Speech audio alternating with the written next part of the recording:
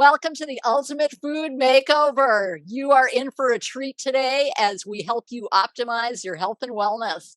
My name is Michelle Seidling. I'm your moderator today.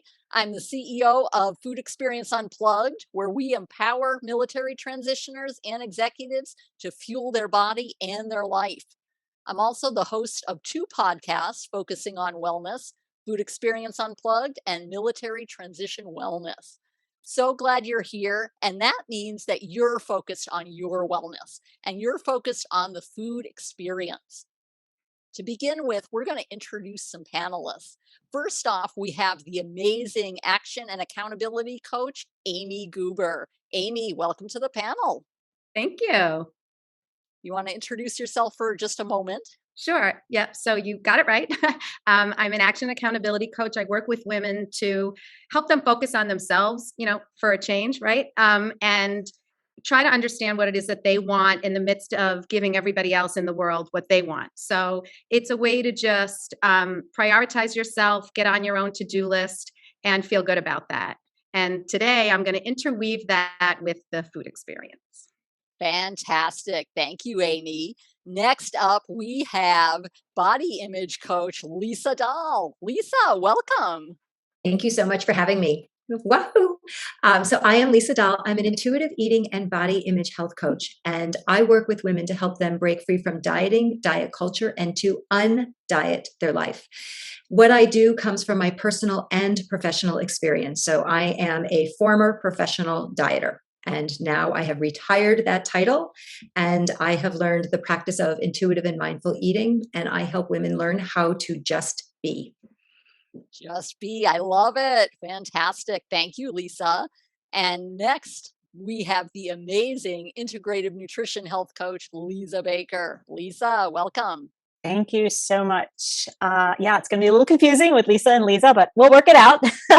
And I'm an employee wellness consultant and health coach with a focus on supporting those in burnout, more specifically women over 40 who work in the social change sector. And today's event actually taps into my earlier work as a professionally trained chef and instructor of cooking and meal planning classes. And whichever side I'm leaning toward in my work, I have a passion for social justice. And my practice is based on the principle that good food and good health are for everybody, a right and not a privilege. Nice. Thank you, Lisa. We are so happy to have everybody here, and especially you, the participant. I hope that you will take away at least one little nugget of knowledge and of accountability and of motivation today as we help you to build your health and wellness. Today, we're focusing on the food experience. By that, we mean things that help you do to help focus not on only on the food, but on your health and wellness. There are 6 principles of the food experience. First, of course, is the food. We're talking meal planning, food choices, that and the like. We have people. We're referring to the social influence or the environment that you're in. Of course, thirdly, we have the external factors of the environment. Then we have knowledge base, or your level of culinary skills, your level of nutrition skills. We also have the interaction with the food, with the people, with the experience. And of course, we have the motivation, which we're talking about goal setting. We'll be talking about each one of these things and more during today's panel discussion. Fantastic.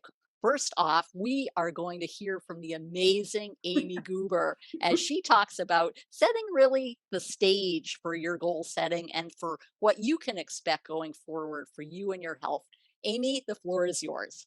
Oh, thank you so much, Michelle. Wow. So my role here is to help you guys figure out goal setting and then what I call goal getting, because just goal setting can be very frustrating if you don't actually accomplish any of those things. So I know there's some that are participants who are on camera and some who are off camera. And part of what I like to do is do some interaction. So it's fine if you're off camera, no stress, but I am going to ask the group some questions. Of course, the panelists can answer, but it's really for the participants. So even if you're off camera, just talk, just answer out loud. It's no problem. You don't have to be called on because the best way to get the most out of this, obviously, is to do some interacting. So I have spent my whole adult life challenged by food since I was in high school. So I in addition to being an action coach, I have a personal connection to this topic. And as I thought about it, how I could help you guys the most, I thought about, why is this so challenging?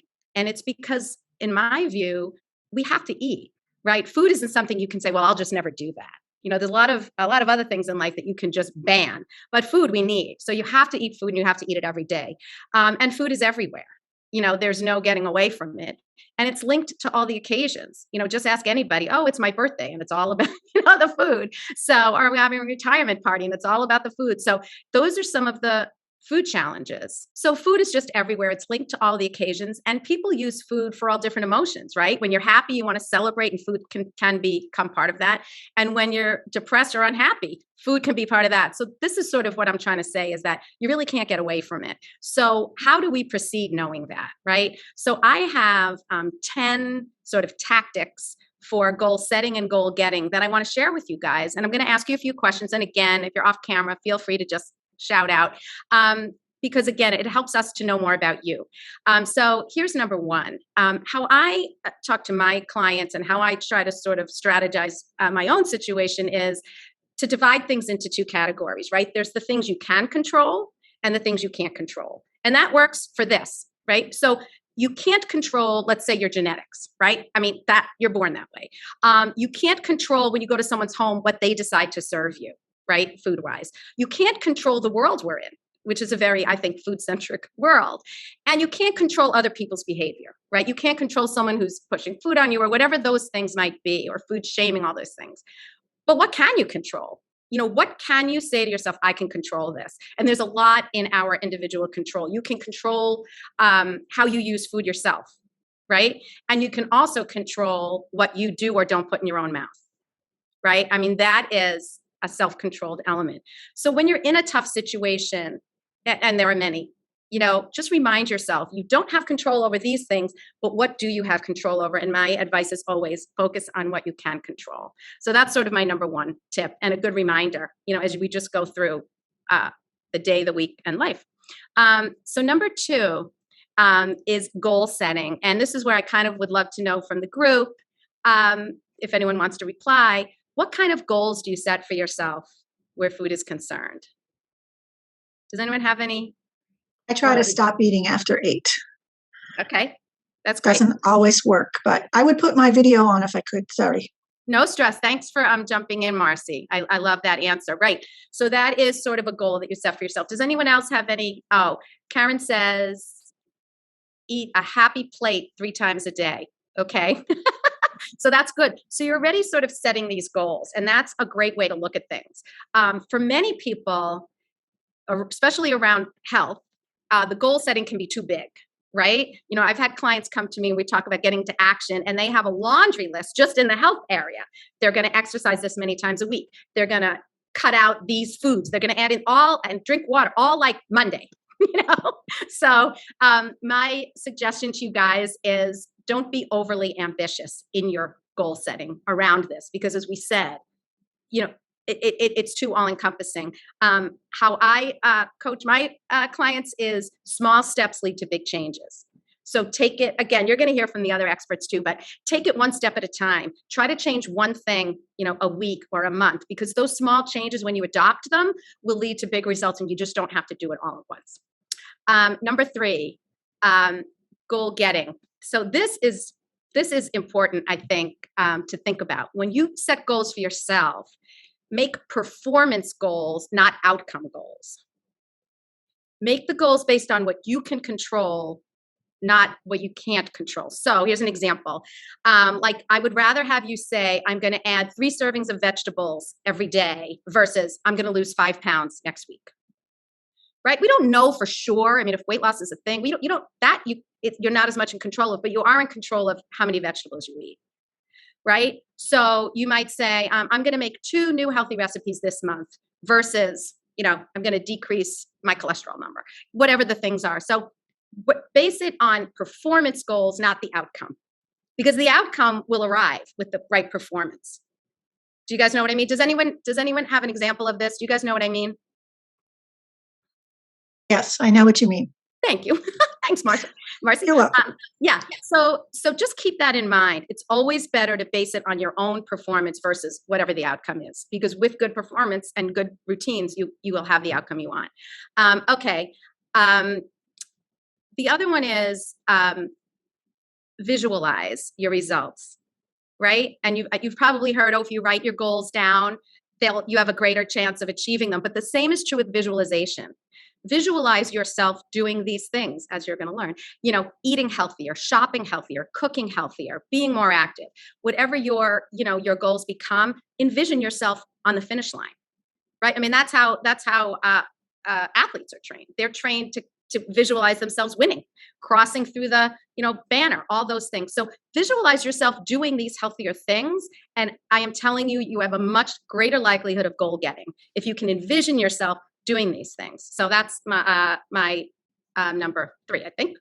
And here's one, because I only have a few more minutes, but I want to I'll try to tell you the ones I think are the most important. This is really important, is prioritize your why, WHY, right? Why did you come on today? And we're so happy you did. But what made you come on this today? Why do you want to be healthier or eat healthier? What is your why?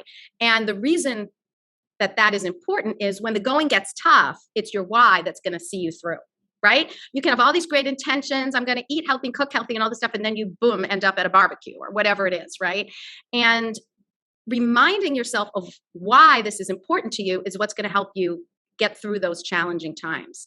And again, it comes back to, what can you control? You can control reminding yourself that, this is important to me because I have grandchildren. I want to live longer. I maybe didn't get a great report of the doctor. I want to decrease my cholesterol. Whatever it is, everyone's why is different, just for just self-confidence. So prioritize your why. And then I'll give you one more. Stop waiting until the conditions are perfect, right? I can't even tell you how many times myself and even health clients would say, oh, but I've got this wedding next week. Oh, but I'm going on vacation. Oh, but. And it's okay to know you have obstacles in your path, but don't wait till it's perfect, because it doesn't have to be perfect. Because again, we're trying to get into sort of routines and habits here. It's okay if you have a blip. I'm hoping my panelists agree with me when they go, but remind yourself, there's no stop and start of this. This is sort of a long-term process. So do yourself a favor and just get started.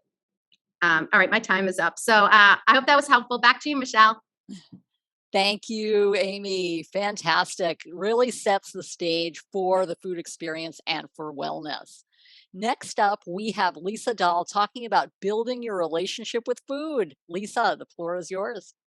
Thank you. So before I even begin, I have a couple of questions that you can either answer out loud or put in the chat. The first one is, tell me what your number one challenge is when you are making food choices. What kind of goes through your head? Any thoughts? Stay away from the sugar. Stay away from the sugar. Okay. Do you have enough food on the plate? Stay away from sugar. Any other thoughts? Why didn't I plan this ahead of time? Okay, we can all appreciate that. Jane, do you have any thoughts? Anything you want to put into the chat? And if not, that's okay. We're just happy you're here and listening. My next question is, tell me what determines how much you're going to eat.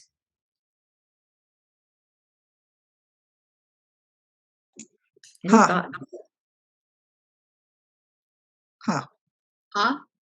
Pretty much how hungry I am and what's available. Okay. And the questions to think about in your relationship to food is, what has been your personal experience? Did you grow up with food rules? Are you dieting? Did you ever have food insecurity? And food insecurity could be one of several things. One is that there literally was not enough food in your home due to your financial stability or instability. Food insecurity could also be living in a house with lots of kids and having to eat quickly so that there was something left for you. And food insecurity also shows up in the dieting mentality, so that when you are depriving yourself with food, we often are starving our bodies and then have to refeed. And it starts to create a challenging relationship between our food and our bodies. What type of family and childhood rules? Does anybody have childhood rules that stand out on their thoughts on how they eat today? Yeah, the rules were you had to eat everything on your plate and you had no choice about what was going to be served. Right. I grew up in a Nobody very was strict kosher home, so there were a okay. lot of food restrictions, but then there were no other restrictions. I could eat what I wanted when I wanted. I could eat 50 cookies, and my grandmother and mother baked every damn day. Right. So you grew up with food rules such as no milk with meat and no dairy, no shellfish and specific dietary rules. And when you, or if you should choose to break those rules, there comes a lot of guilt and shame. So, just kind of something to think about is no matter where the food rules come from, whether it is diet mentality or for religious reasons, when those rules are broken, we're filled with a guilt and shame response. Yes, there were starving children in China, there's starving children in Africa, there's starving children around the corner. I wish we could do something about that, but yes, I think we all grew up with that litany. And what I'm talking about here is that there's all these other outside factors that come into how and why and what we eat. Nobody's talking about what's in their body, how they want to eat, what that looks like. So as an intuitive eating and body image health coach, I work with clients to help them ditch all of those food rules to get out of their heads and into their bodies so that there is no in control, because we have that false belief that when we're dieting and following those rules, such as trying to stop eating at 8 o'clock, trying to eat 3 happy plates, trying to do these things, when we get out of our head in those rules and focus on what makes us feel good, perhaps those meals do make you feel good. Being more in tuned through the practice of intuitive eating helps you to learn how to honor your hunger, because as dieters and people in diet culture that we are all so privy to, we want to ignore our hunger. That is like the last thing that we want to do. And then what happens is that when we skip meals and we restrict, we overfeed and eat to overfull. And then we always say, oh, I'm so full. I don't know what I did. What you did do was that your body was perhaps starving and you filled it as much as you could because your body doesn't trust you to be fed at another time at a next meal. When we are developing our relationship with food in our bodies, we need to start to develop our bodies to be able to listen, trust, and respect what's happening with inside of us. When we have food rules and we break them, so with the practice of intuitive eating, we learn to have permission to eat all foods. When you have permission to eat all foods, there's no good foods or bad foods, because how many times tell me, how many times do you say, oh, I've been good all day, I ate this, or I was bad, I had a handful of M&Ms, I'm so bad. And we ended up taking it within ourselves on whether we are a good person or a bad person that day. Through the practice of intuitive eating, we get rid of that good food, bad food. How does that food make you feel? We focus on respecting our body, honoring our emotions with kindness. So that when we all think that emotional eating is this horrible thing, and it's really the signal that's telling us that something's going on in here. So that we try to, sorry about that, trying to stop. So that we learn to understand the signals on how we can learn to create a more trusting relationship with our food and body. So when you are looking to build your relationship and improve your relationship with food, getting out of your head and focusing on the neck down, honoring your hunger, feeling your fullness, coping with your emotions with kindness, trying to discover your satisfaction. And the other things is being present with mindful eating, working through curiosity and letting the judgment go, and self-compassion. Because when we look at self-compassion, it's there all the time. When we're looking at self-esteem, when we are looking at somebody else's relationship or how we compare to them, sometimes we need to be scraped off the floor. So it's learning to be able to offer kindness within ourselves the way that you would others. And I know it's such a short amount of time. And back to you, Michelle. Thank you, Lisa. Fantastic. Well, now that we've established that foundation of building your relationship with food, let's talk about some external factors that affect your food experience. And particularly, I'm referring to the principle of environment. Environment is the surroundings and the circumstances in which you eat. These are the external factors that are associated with your mealtime, with your eating, with your food experience. For example, the surroundings. Are you eating at a desk in your office? Are you going through the drive-through to on your way to some event? Are you at a meal at home with your family? Talking about the interactions, the people you're with, the location, the time of year, whether you're eating on paper plates or fine china, what kind of music is in the background as you eat. All of those things affect the experience of food and of your own personal food and wellness. All of these things are important. It affects your overall ability to record a food experience, and it affects your mental state. For example, if you're just going through the drive-through on your way to an event, your chances are you're not thinking about the food too much. You're just looking at, okay, I've got to get to my son's ball game, for example, or something of that nature.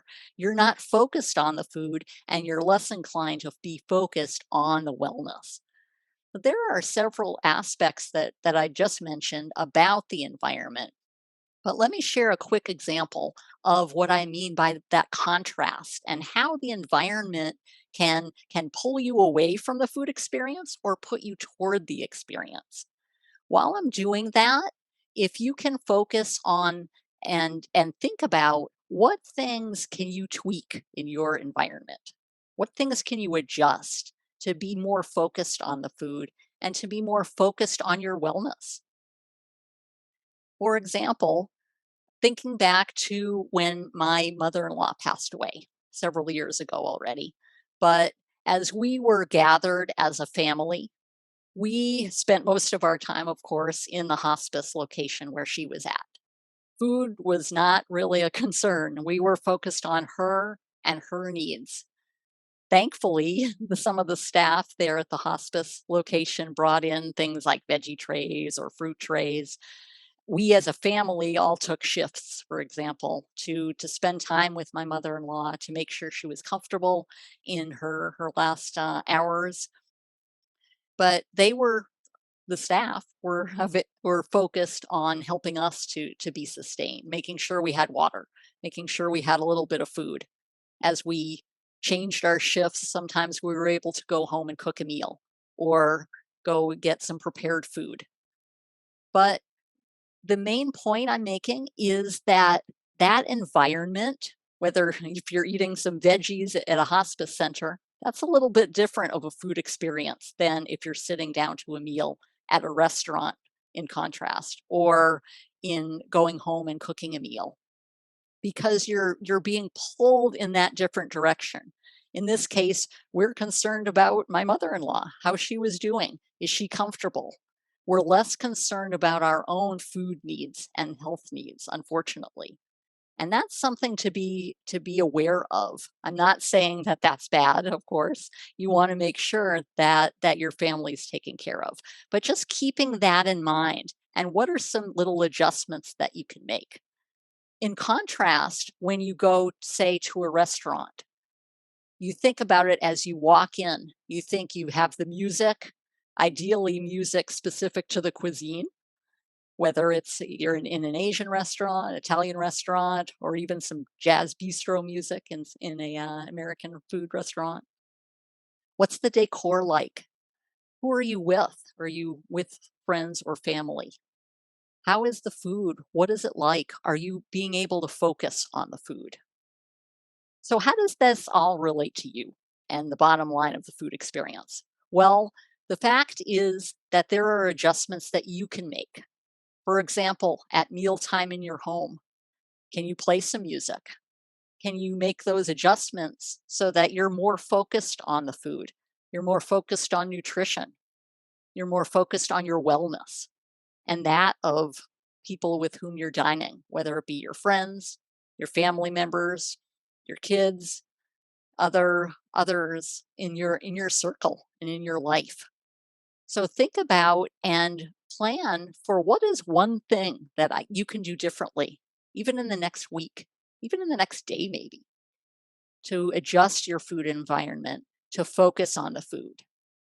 Being that they're external factors, There are some things you can control and some things you cannot control, and that's totally okay. But the bottom line is that you can control some things and you can make those adjustments in order to focus on your wellness. And environment is a very powerful aspect of wellness that can make or break your food experience. And you can do your best to make those small adjustments. I challenge each of you to select one thing that you can do differently and then act on it as we go forward with our other aspects of this panel and beyond. At this time, I am going to turn the time over to the amazing Lisa Baker as she talks about food energetics. Lisa, the floor is yours. Thank you so much. And you guys are all going to think, how come Lisa got so much time? And they were all cut short. But just so you know, I'm doing 2 sessions in one. So, I just wanted to ask you to either say out loud or drop in the chat, what do you think is the best way to eat? You can shout it out or you can drop it in the chat. What do you think is the best way to eat? Ah, I love you, Karen, with a fork and knife. Absolutely. Although some things are made to be eaten with fingers, so. All right. Yeah, best in what respect? That's the I'm caught on best how. I'm sorry, say that again. So I'm caught on best in what way? Oh, okay. Well, that's a really good lead in for what I'm going to talk about. Yeah, so that's a wonderful transition to what I generally work with clients on, because so many people come to me and they say, I've heard that keto is great. I've heard that I should be intermittently fasting, or paleo is the way to go, right? Should I be vegan? What should I be doing? And if you've read Michael Pollan's book, The Omnivore's Dilemma, you probably have heard his very simple explanation of how to eat. And that is, eat food, not too much, mostly plants. And it's been kind of edited to say, eat real food, not too much, mostly plants. Michael Pollan says, eat real food, not too much, mostly plants. And when I work with clients on what the best way to eat is, what we look at is what principles apply, whether you choose to be kosher or paleo or vegan or halal, anything, whether it's a food style or a religious preference, a religious restriction, or just your food preferences. And the principles I've come up with are as follows: eat when you're physically hungry, not when you are emotionally hungry. And I know Lisa has a lot to say about this. I'm not going to go into detail about that. So eat when you're physically hungry, focus on whole, close to the source ingredients, cooked from scratch, eaten in moderate portions with mindfulness and gratitude. And that allows you to eat a wide range of foods, or to choose not to eat some foods. And a quick note, we're going to be sending out some resources, and you'll be able to download these notes. So if you're madly taking notes and missing stuff, don't worry about doing that, because you'll get some resources that have these notes. So eat when you're physically hungry, focus on whole, close to the source ingredients, cooked from scratch, eaten in moderate portions with mindfulness and gratitude. And that is the first stage that I take my clients through. When they have gotten at least partway there, then I introduce the idea of something called soul foods, and that's SOLE. And it stands for seasonal, organic, local, and ethical. And I want to just note real quickly a few things about each of these and then move on to the idea of food energetics, because food energetics really explains why eating soul foods is really, really healthy. So seasonal, pay attention to what your body craves. I used to go to work and see everybody around me eating salads in the middle of the winter. And I thought, that's the healthy way to do it. That's what I should be eating. And I was always cold. And finally, at one point, I just decided, I'm just going to eat what I want to eat. So I would take soups from home and heat them up, or stews and hot food. And all of a sudden, I was no longer cold all winter long. And I thought, there's really something to this seasonal eating. And seasonal eating has actually been shown to boost your immune system, as well as regulate your body temperature. So pay attention to what your body craves. And you might notice things like, in the spring, I crave greens. In the fall, I crave roots. Pay attention to those intuitive hits. Don't dismiss them. Secondly, organic. The jury is still out for a lot of people on whether organic is better for you or not. I will just point out that organic is much better for Mother Earth's sustainability. And if you're going to do research into whether organic is better or not, please look at third-party sources, because depending on who's sponsoring the research, you might get a different answer there. And a quick question that you should be asking about GMOs: GMOs were meant to feed more people. We were going to feed the planet using GMOs. And if you look closely at the data, they do not indicate that we're now feeding more people on the planet with GMOs. So no matter how you feel about organics or GMOs, do some research before you come to a decision that's right for you. Thirdly, local. When you shop and eat locally, you are shaking the hand that feeds you, another Michael Pollan quote. And you are likely to have fewer incidences of foodborne illness. If you shop locally and know your farmer, you are much more likely to get very safe food. And you're growing your local economy, which avoids supply chain issues. Big issue now. I just moved back to Vermont, and I have to tell you, I am in local food heaven. So hopefully we're not going to run out of food because of the supply chain. And the last one is ethical. Can everyone along the food chain that put the food on your plate afford to feed themselves? And this is the point we get into discussions about the food web and who has touched your food on its way to your plate. I would point you to the Coalition of Immokalee Workers and Restaurant Opportunities Center if you have an interest in looking at ethical food issues. And I know that a lot of times when I go through these seasonal, organic, local, and ethical concepts, people say, but it's so expensive. When you get your resources from my part of the talk, you will get a link to a series of blog posts that I did talking about these. And the final one is get your nickels worth. My stepfather always used to say, are you getting your nickels worth? I give you a lot of tips on how to shop for seasonal, organic, local, and ethical food. Now, I want to jump into food energetics, which is really sort of the ninja level understanding of why soul food up levels our experience. And in food energetics, we learn that foods have their own innate energy. So this is the whole traditional Chinese medicine concept of yin and yang types of energy. It's why greens and roots have different sorts of energies. The shape of the food is very often indicative of what it's good for. So when you think about a half of a walnut, well, it turns out it kind of looks like a brain, right? And it's full of omega-3s, which are great for your brain. Kidney beans, guess what they're good for? Yep, kidneys. So lots of ideas like that in food energetics. And also the idea that foods have an innate energy that will either heat or cool you, dry you out, or make you damp, which sounds weird. And they can be contracting or expanding kind of energies. It's why we feel uplifted when we eat a lot of greens and much more grounded and rooted when we eat root vegetables. So that's one thing, the innate energy of the food. The second one is the choice of your cooking method. When you cook something low and slow, like a simmered stew or soup, that is going to concentrate the flavors, concentrate the energy. And in the summer, what do? We love to grill, quick and hot, steamed vegetables, grilled meats. Those are very expansive sort of energies. So your choice of cooking method is going to affect your food as well. And finally, the food web. We are energetic beings. So think about it. Have you ever walked into a room and noticed what the energy was like in there? Are people happy? Are they sad? Are they mad? We are energetic beings and we can pick up on that energy. It's a form of energy transfer. And when we talk about food energetics, that's really what we're talking about is what sort of energy is put into your food by nature, by other people, and how is that food going to affect you? So that all sounds very, dog alarm. Sounds very woo-woo and out there. So we're going to bring it back, rein it in, and talk about how can we make all of this possible? Because, I'm asking you to cook from scratch and I'm asking you to do it on a regular basis. And a lot of people say, but I can't. So a quick question. What comes to mind when I say meal plan? And what's your biggest barrier to meal planning?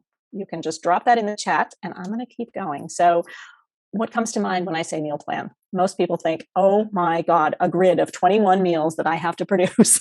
And I don't have the time. I don't have the skills. I don't know how to do this. So I have created a system called Flip Your Kitchen. And what that system involves is 4 steps. One is that you create a whole foods kitchen. And again, close to the source foods. And I think Lisa may be touching more on this coming up. Not so much. Okay, well, whole foods kitchen, think about it. The food is as close to nature as you can find it. So not an apple flavored candy, but an apple off a tree, right? Think about how does this food look in nature. Number 2, learn some basic techniques and formulas. Don't worry so much about individual recipes. Learn a technique like stewing, sauteing, grilling, and then you can transfer that technique to a lot of different foods. Learn formulas rather than recipes. My favorite one is if you want to make a vinaigrette, you need 1 part acid to 3 parts oil. So 1 part of vinegar or lemon juice and 3 parts of some kind of oil, and you've got yourself a vinaigrette. And from there, you can add a lot of things, obviously, but that's your basic formula. Third, plan your weekly menu. Try to relate 1 to 2 meals 1 week, then 2 to 3 meals for a couple weeks, then 3 to 4 meals. Don't jump in feet first to doing 7 meals, 7 nights. Very difficult to do. And always cook for more than 1 meal. If I have a mantra around meal planning and cooking, it's always cook for more than 1 meal. When I am in the kitchen cooking, I'm constantly thinking, ooh, if I make more of this, what can I make this into later? Whether it's a roasted chicken or brown rice or some kind of vegetable, what can I do with it down the line if I make twice what I need?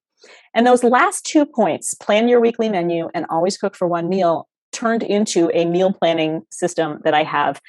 And I ask you to think about relating your meals. Don't think about starting every night from scratch. Think about spending an hour on a day where you don't have to work, or a day on the weekend. Spend an hour doing some pre-prep, which is chopping vegetables, which is maybe washing and chopping your vegetables, storing them in the refrigerator so that you have healthy choices that are really quick. You don't have to start by pulling out your cutting board, pulling out your knife. Learn how to batch cook. And that can be either make 3 batches of chili and freeze 2 of them, or it can be make a batch of marinara sauce that's 3 times the amount you normally would make. Freeze 2 of them, use 1 of them.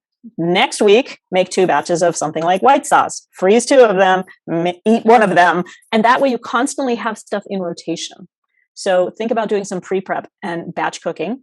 Finally, sort of, I like this to call this the ninja. The ninja level of food planning is plan overs. And that's what I was talking about. When you're cooking your dinner, think about, can I make twice what I need without too much extra grief, too much extra time? And that way you'll always have something that you can start a dish from in your refrigerator. So you're not starting completely from scratch. And finally, friend your freezer. And if you can, get a second freezer and learn how to use it properly. I have lots of tips and tricks about that. And I'm actually going to be running out of time very shortly, but I wanted to know what of those points resonated and what can you commit to doing this week? Having learned this, having learned that you don't have to sit down and plan out a week's worth of menus and then go to the grocery store and every night start from ground zero, what sort of stuck out as like, oh, I could try that this week. The wheels are turning now. Yes. And remember what Amy was saying, let's get specific, cook more than 1 meal. Yeah. So Karen, that's a great one because you really can cook 3 batches of chili and freeze 2. And then you have 3 weeks worth of chili in the winter, and you can just pull it out when you have something going on that you're not going to have time to cook during the week. Just remember to get that stuff out of the freezer the night before. All right, batch cooking, yes, Marcy, yep, and how to make extra and repurpose, yes, absolutely, great. Well, I'm glad everybody got something concrete out of that, and Michelle, I'm turning it back over to you. Thank you so much, Lisa. So many good tips. Oh my goodness. Where do we start? Love the batch cooking and just the rotation. So important. Yep. And keep it simple. Don't try to take everything on at once. Try one of those tips, and you'll get them all in the handouts that come with the replay. Absolutely. Now we're going to move into the kitchen, so to speak, with a kitchen makeover from Lisa Dahl. Lisa. So perfect segue. And I know that Lisa and I can talk meal planning all day long. It is both of our jams, and everything that she said works. And I just cannot say enough to pick one thing and take that and figure out how to build. Repurposing will save you so much time. So kitchen makeover. What does kitchen makeover mean to you guys? What comes to mind? What's your first thought? Throwing things out. New countertops, throwing things out. Okay. New tiles, yep. All right. So kitchen makeover can be one of many things. And when I used to do kitchen makeovers, I used to go into people's homes and I really used to help them go through the pantry and figure out what was good, what was bad. And my whole practice has shifted, and I no longer use the terms good food, bad foods. And what is best for me and what are my staples are going to be different than what is best for you and your staples. So as a segue from the meal planning, I thought I would take the approach of kitchen makeover of the utensils and the things that you need to make life easy. And I have some show and tell here, so I'm going to go through some different stages, and we're going to be talking about, proper everyday equipment, cookware, utensils, some food storage things, how to make prep easier, and go from there. So simple things. Who knows what a chef's knife is? I do. Does everybody know? Yes. Okay. So who knows what a paring knife is? So what often happens, well, I'm so glad that you guys are a sophisticated bunch and know the difference between your knives. Right tool for the right job. So when you're talking about meal planning and trying to be efficient and trying to be quick, what often happens is that when we don't have the right tool, it takes twice as long, if not longer. And then I hear, oh, I just hate cooking. Think about when you have the right tool, things become so much simpler. And so it's all great that you have knives. One of the worst things that you can have in your kitchen is a dull knife. And it doesn't have to be fancy. A simple knife sharpener, it can be one of these little tabletop ones. It could be electric. You can bring it to the hardware store. Take the time to sharpen your knives. And one of the easiest ways to cut your finger is with the dull knife, not the sharp knife. So something to think about, and one of the best tools that you are going to have. Cutting boards. And I have 9,000 different sizes, but just to show you that they do come in different sizes. Again, right tool, right job. So if you have a small counter space, find the right tools that you can use. And what I love about these types of cutting boards is that they have the well so that things don't be gushing over, making a mess, and it's easier to keep things clean. A good set of mixing bowls, different sizes, will make all the difference in the world. Now, when it comes to measuring cups, we all have the standard quarter cup, half cup, 3/4 cup, 1 cup. There are other ones out there. You can get 2 cups, you can get thirds, you can get eighths. Take the time to get those extra measuring sizes to make it easier so that you're not doing mental math. If I do 1/4 here and I do 1/8 here, it's going to equal whatever it equals. Make it easier. And they can be plastic, they can be metal, it doesn't matter. Just as a tip, if you are a baker, you like to bake, one of the easiest things that you can do when you're measuring is to scoop flour in and then level it off with a knife, and then you will have the correct measurement. Something also to think about is when you're measuring things, people often don't know between using a measuring cup, like one of these, or using the glass type. So you want to know that dry goods typically go into these measuring cups, and liquid will go into glass measuring bowls. And again, size makes a difference. So I have my baby size, which I use all the time. 1/4 cup, 1/8 of a cup, tablespoons, easy measuring. 1 cup, 4 cups, and I cook a lot of soups, 8 cups. And it saves so much time to be able to just measure in what you need. And what's nice is that if you don't have a lot of room, these things all stack together and you can easily put them away. And I just put those on the floor. Something else, a couple of other handy tools is when we're looking for strainers. Again, right tool, right job. Often people just have one size and they think, well, it should work for everything. And then they're frustrated. So think about your cooking patterns. What do you need? And these are not expensive items. We're talking, you can go to Bed Bath & Beyond and there's always a 20% discount somewhere. I think I have a full drawer of them. So again, noticing the right tools, because these will make a big difference when we're talking about meal planning and getting meals on the table. Notice your frustration. Notice where your resistance is coming in. And often it has to do with not having the right things. And again, I'm using extremes of what I have because as a cook, I have an overabundance of tools, but knowing what I have, like if I'm just doing a vinaigrette for 1 or 2 people, this does the job. If I'm making a mousse or whipping cream, this is going to be torture. And this will be quick and efficient. So know, again, what it is that you want to use. Look at if you are a recipe cook, plan ahead, think about what you need. And if that recipe is freaking complicated with a bunch of tools you don't have, move on. Don't waste your time with things that are going to suck you dry in the middle of the week when you're trying to get dinner on the table. In terms of sustainability, silpats are one of my favorite things. This thing, I used to, before I became a health and wellness coach 6 years ago, I was a caterer. So this silpat has to probably be over 20 years old, and it is still standing. Think about all the parchment paper that I have saved. I have some for baking. It's called a silpat, S-I-L-P-A-T. And I have them segregated. So I have some for baking. I have some for roasting vegetables, because it doesn't take a lot to clean, but if I use cumin or, some other funky spices, it will leave a residue, and I don't want those on my cookies. So another great tip. And I've lost track of time, so please let me know if I'm going over. Again, sustainability. These are awesome for freezing, for hiking, putting stuff in the refrigerator. They are, and I'm absolutely just something I use all the time, and now I can't even remember what it's called. And it is called talk about a brain loss. Who knows what these are called? How come there's a stasher bag? And they come in multiple sizes. So it's really important to me to do my part to save the environment. And this is one of the small ways that I can do it.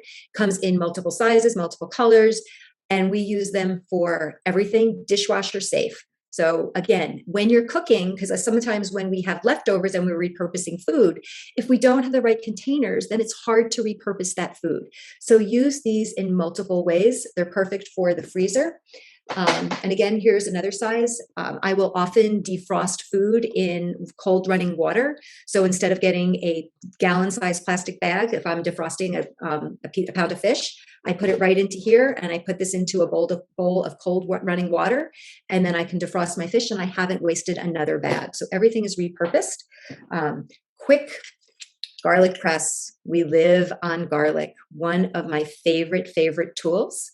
And just finding ways to keep it simple and easy. And if you're going to get one, find one that will be easy to clean, so that you can just stick it in here and pop out all the little garlic parts, and you are good to go. The other thing that's really helpful is produce bags. And again, this is something that I use all the time. I probably have 25 or 30 of them. They're not expensive. They have lasted me years. They go right into the washing machine so that they can be easily sanitized. So I no longer have to take bags from the supermarket, because my shopping cart is predominantly produce, and everything gets separated. It makes it easy to put away. I just throw it right into my refrigerator. When it's finished used, it goes right into my washing machine. I lost track of time. Michelle, how much time do I have? Or am I done? I'm done. So really, the moral of the story is to be able to plan your meals, to be able to get food on the table, to make that meal more satisfying. Cooking together, cooking with the right equipment, with music on, with a glass of wine, whatever it is, when you have the right tools for the right job, it becomes such a more enjoyable experience. So if you need any resources, those will be available. And any questions, let me know quickly. What was the favorite tool that you may have learned about or that you're going to use? I like that bag you showed. We've tried several different types here, and I like the ones that stand up and conserve space. There's another type that we tried first, but that's the one I like. Okay, awesome. All right, Michelle, back to you. Thank you so much, Lisa. Oh, I love the little tools, the gadgets. It really makes or breaks your meal. And saving time, saving frustration. So fantastic. Thank you so much for demonstrating and really focusing in on that. So let's take a moment to talk about the people principle, so to speak. What social influence has an effect on you, your mealtime, your eating choices? To either type in the chat, or if you want to unmute, that's fine. But what is the biggest social influence that is present in your life in terms of your meal times, your choices, things of that nature? Any thoughts? I'm back to cooking for multiple people after living on my own for many, many months, and wow, it's just amazing what a different experience it is in good and bad ways. Absolutely. We got family. I see husband, your kids' schedule, who you're eating with. Volleyball games for nephews, absolutely. Let's see. Is your social influence different if it's a volleyball game versus a soccer game? I don't know, maybe not. But that's certainly an influence. And social influence, we're not talking about your Facebook posts, but we are talking about the influence, whether it's positive or negative, on your food choices, on what you do for meal times, on what you eat, on with whom you eat. Now, the biggest one that we can think of course, is social media.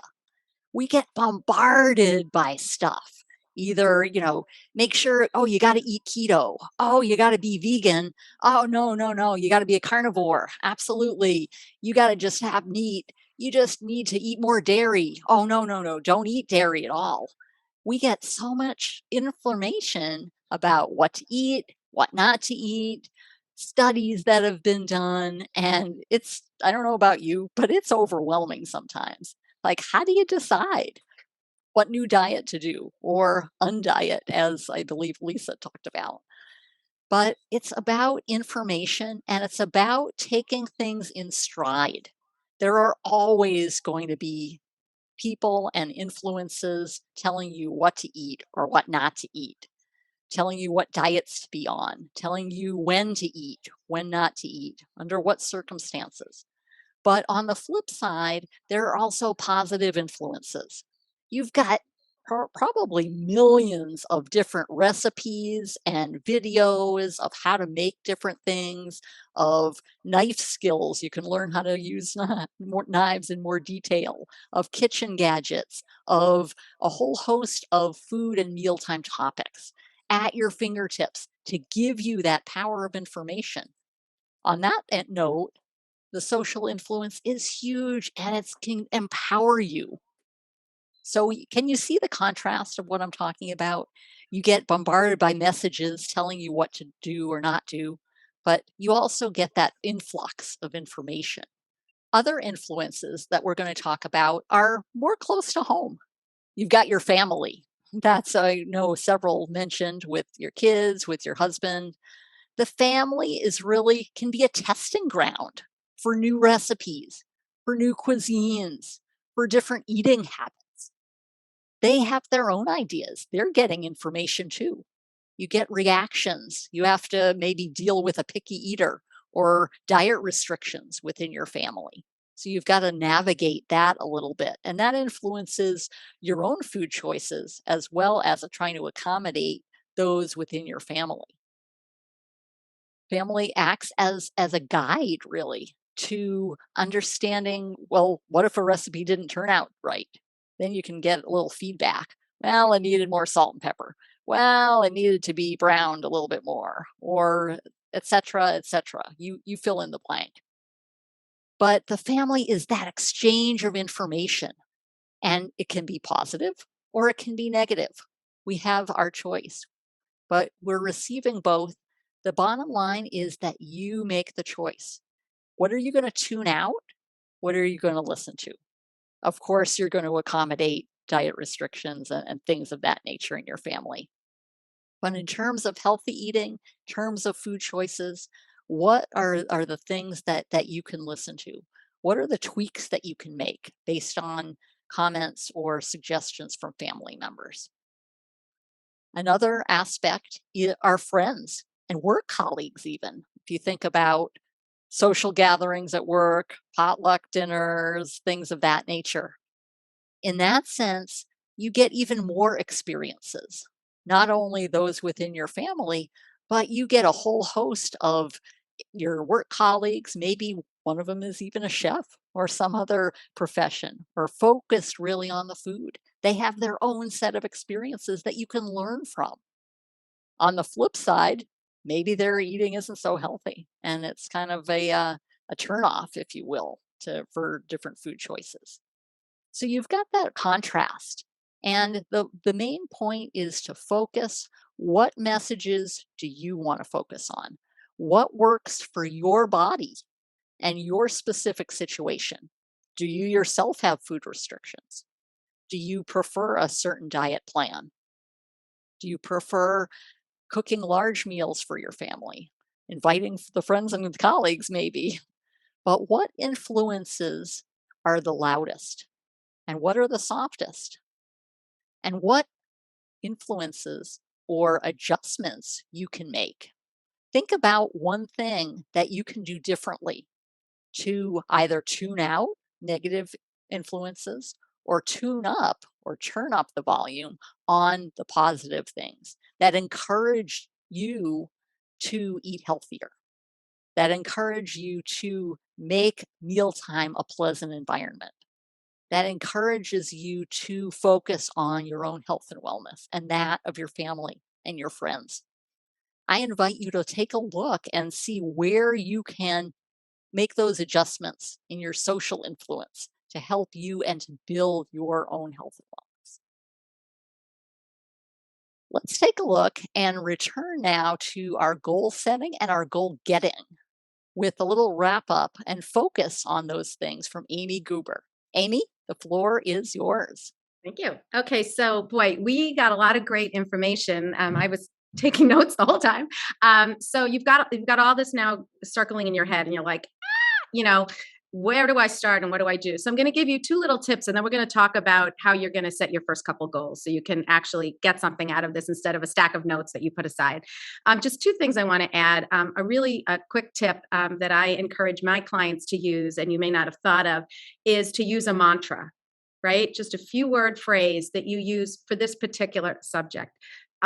Usually when you're either overwhelmed or facing an obstacle or a challenge. So it's individual, right? It could be something like, I can do this. I can do this. Whatever the this is. And you say it out loud if you're alone, or say it to yourself in a group. Or it might be, I want to eat healthier. I mean, you're in the supermarket. I want to eat healthier. You're at a restaurant. You're trying to do your food prep, but you don't feel like it. When you're up against it, come up with a mantra. The other one that I love is food is fuel. If you say food is fuel all day long, your chances are you're going to make better choices, right? So come up with your own little mantra. I mean, even myself in my work, if I'm having it, I work alone. If I'm creating something and it's challenging, I say, we are doing it. No one is here. I'm saying it, and it's sort of my little cheer for myself. So if you can come up with a mantra, I think that's very helpful. But what I really want to talk to you about is long and short-term goals. So I believe in long and short-term goals working in synchrony. So you've heard all this information today. There's got to be something that really struck a chord with you. And if it's big enough, it's probably a long-term goal. I want to, redo my kitchen, not, in Lisa's way, not about the cabinets and stuff.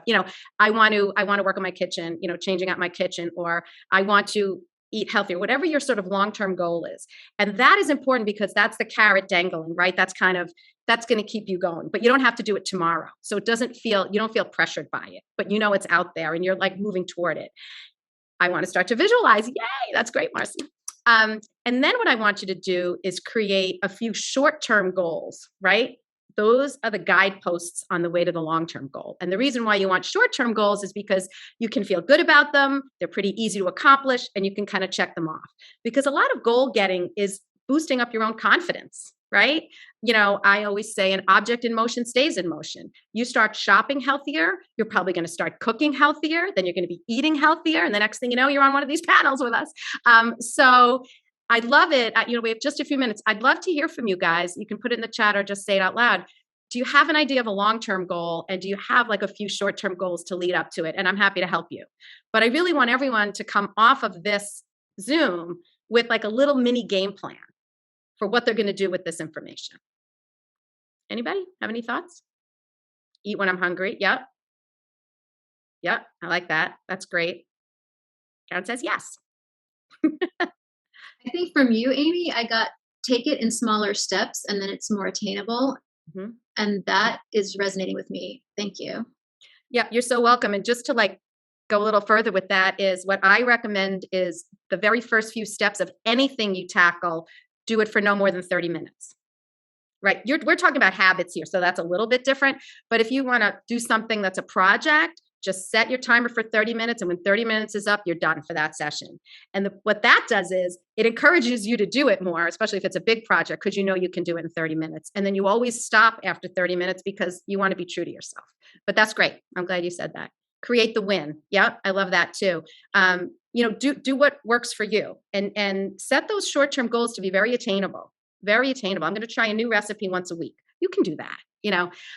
Who has any other thoughts on, I probably don't have any time left, on short or long-term goals, or does anyone have any questions for kind of, well, I know we're going to do a Q&A, but for this sort of section about the goals, is there anyone I can help sort of strategize that? You've all got it. So that's what I would like for you guys is, when you get off of here, and actually one last thing, create a little sticky note and put it on your laptop or your refrigerator. Just these bing, bing, bing, these 1, 2, 3 things you're going to do a little bit differently. Have it right in front of you. So you see it and you acknowledge it. You can check it off. Otherwise, it's very easy to push things aside for other things. Okay. Thanks, Michelle. Oh, you're so welcome. Well, this is the formal Q&A part. What questions or comments or observations do you have? Big question that I get asked a lot, and I want to talk about it just for a minute here, is putting the me back in mealtime. Well, did you know that mealtime starts with the letters M-E? Yeah. But doing that, we're talking really about putting yourself in the whole mealtime equation, feeding yourself, focusing on yourself. A lot of times we are givers. We're always cooking for somebody else. We're always taking time for the meeting or the extra conversations. And to us, food and mealtime tend to kind of take a back seat. But the bottom line is if you're not eating right, you're not going to be healthy enough to attend that meeting or to attend the needs of your family members or your other responsibilities. So focusing on the me in mealtime is crucial. That means doing things that make you smile, making food that you enjoy and that you can share with your family members, with your friends, and really just focusing on what fun things can I do? How can I make mealtime fun? What are those small adjustments? And it sounds huge, like you're eating the elephant, but with those little small adjustments can make a big, big difference. I love that because one of the things that my clients will often say was that they don't even know what they like to eat. And that's part of the challenge because they're so busy making meals for whatever their spouse is or their kids. And part of with what I do with the practice of intuitive and mindful eating is when we learn to eat food that we enjoy, that creates that satisfaction. And satisfaction, as Michelle has shared in numerous ways, comes from so many different things of our environment, who we're with, coping with our emotions, where we're at, where the table is set, who we're eating with. And then there's also the food. So trying to understand how to discover what makes a meal satisfying for you is going to make a huge difference in your relationship to food. Because when we're not satisfied, we're constantly going back for more, looking for something that is going to satisfy us. And sometimes it's not about the food. It's knowing what type of hunger might need to be addressed. Is it a heart hunger? Is it a food hunger? Is it a smell? Is it beauty? Is it touch? And it brings into your emotions. So trying to discover what type of hunger needs to be filled will add to that satisfaction, as well as identifying what foods make you feel good and put a smile onto your face. I love that one, Michelle. Thanks, Lisa. And I love what Heather put in the chat is I think the permission to take in small steps is a great gift from the session. And I know each of us in our own focus have talked about giving yourself permission to eat healthy or to do something different with regard to mealtime. Just those small steps really, really make a big difference. If you think about a train, for example, they turns on small hinges. Think the train conductor, they just make a little adjustment and you could either end up in Louisiana or Los Angeles. All right, that's a little extreme, but the point is that small adjustments make a big difference in terms of your mealtime and in terms of your healthy choices. Thanks for that comment, Heather. You're on mute, Amy. Sorry, I just want to jump in for 1 second. I think that the other advantage of looking at this as small steps leading forward is you don't have that whole absolute of like, I'm good or I'm bad, I'm on a diet or I'm off a diet. Because look, we're all going to have, things that come up. So if you just say to yourself, I'm improving, I'm doing this part for this week. Then when something comes up, you don't feel like, oh, it's all gone. Oh, I failed. You're stacking all the positives instead of getting derailed, to use a little train analogy, by some of the negatives. And I just think it's better for like a long-term view, right? And more routine and habit oriented than I'm going to do this. And if I don't do this, I didn't do anything. Little steps will help you when you face challenges, I think. And when you're talking about those, I'm sorry, go ahead, Lisa. No, go ahead.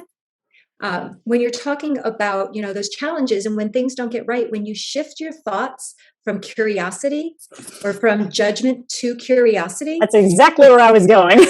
Perfect. When you shift your thoughts from that judgment to curiosity, you haven't made a mistake. There is no failure. It is trying to understand where the resistance or the challenge or what made it difficult so that you can learn from that experience. So that when you get rid of, as Amy said, and I work with getting rid of the absolutes. I really work with my clients to eliminate the good, the bad, the right, the wrong. Go for the gray. Go for the C. I know as women, we're a lot of overachievers and we want that A and it keeps us stuck. When we go for the C, it gives us space and grace. And that there is room to be able to grow, understand where the challenges are, celebrate when things go right, and really set yourself up for success. And again, when Amy was talking about, performance goals, when I work with clients, I remove that destination. The destination is often that number on the scale, and I take that off the table. I don't want to know. Not that it doesn't come up in conversation, but I don't want to know about weight gain or weight loss. That's not what we're talking about. We're talking about the actions and the behaviors that you take on a regular basis. And you can use that analogy in meal prep and choosing your food and going to the market and how you cook. It's what you can do to celebrate those small wins or the actions and the behaviors that will add up to obtaining whatever that goal is. And I know, Lisa, you probably have more to add. I was just going to add a really concrete example that has to do with curiosity versus judgment, because sometimes that just seems kind of like a squishy concept. But when you think about if you are trying to eat a certain way and you, quote unquote, fall off the wagon, and we don't like those rules, but sometimes we think that way. If you think, why did I eat that again? That's really judgy. And you know what? That's the end of the conversation that you're going to have with your inner voices. They're going to be defensive and that's the end of the conversation. But if you ask yourself the question, same words, why did I eat that again? I did not shift anything but the tone there. I did not shift anything but, why did I eat that again to, why did I eat that again? That's the beginning of a conversation. And that's where you can start thinking, oh, I ate that because I was out with people who make not so great choices and I didn't want to stick out. I ate that again because I was at a restaurant that doesn't serve what I prefer to eat. I ate that because I didn't do my food prep and I didn't have any good choices. So then you can get curious. That's the curiosity factor where you can start thinking, how can I set myself up for success next time, rather than beating yourself into the ground and ending the conversation with, I suck. Yeah, I think a big on just kind of a little tandem to that as well is thinking about getting feedback from others. Or if you're cooking in your family, well, you may have said, oh, that was a horrible recipe. The flavor was awful. It looks terrible. But then others may have a different perspective. Oh, it was so amazing. The seasoning was just right. Or, oh, I love how you arranged it on the plate. It really helped me to focus. So you're getting those balance of different perspectives. And I think that helps your attitude as well. Because yes, we're hard on ourselves sometimes, but listening to other ideas and experiences helps us to kind of balance out the judgment, so to speak.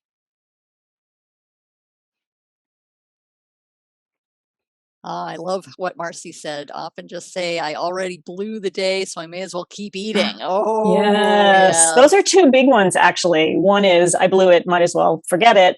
And the other one is, I'll start tomorrow. I'll start Monday. I'll start the first of the month. I'll start the first of the year. And again, it's exactly what we started out talking about, which is, what are the external circumstances? Is a page on a calendar turning really going to change what you're doing? So the answer is no. So why not start today? And why not don't just discount the rest of the day because you quote unquote screwed up. Okay, I ate that. Move on. And get curious. Yes, get curious. Why did I eat that? Because it's not about the food. As much as we're talking about the food, it's so much greater than the food. So the diet gives you these food rules of what, when, how much you're supposed to eat. And then you break it because it's not sustainable. When you learn to listen to your body, that food is the message. What was going on? Were you hungry? Were you stressed? Were you anxious? There's so much going on in the world. What do you feel in your body? Trying to make those connections that start, that food is the end result of a whole bunch of things that have happened leading up to that point.